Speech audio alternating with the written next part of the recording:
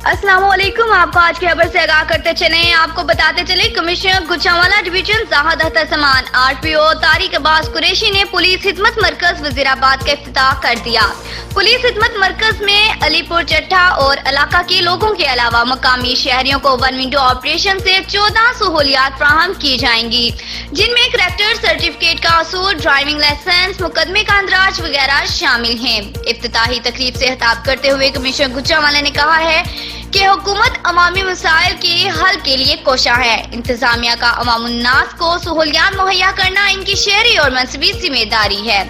एक सवाल के जवाब में उन्होंने कहा कि सियालकोट की मोटरवे चलने के बाद वजीराबाद से गुजरने वाली ट्रैफिक में इजाफा हो जाएगा। पूरी तौर पर नए बाईपास की तामीर नागुज़ेर है, इस पर तरजीही बुनियादों पर काम करेंगे।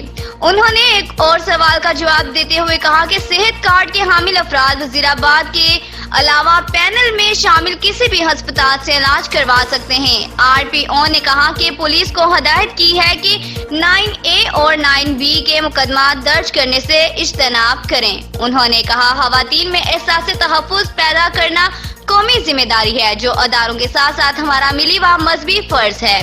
पुलिस सेहत सहूलत सेंटर के इफ्तिताह के मौका पर सदारत तर्जुमान हुकूमत पंजाब मोहम्मद अहमद चट्टा ने की, जबकि दीगर मेहमानों में DCO गुजरांवाला सुहेल अशरफ, CPO गुजरांवाला गौहर मुश्ताक भुट्टा, SP सदर वसीम और AC वजीराबाद वकार हुसैन थे।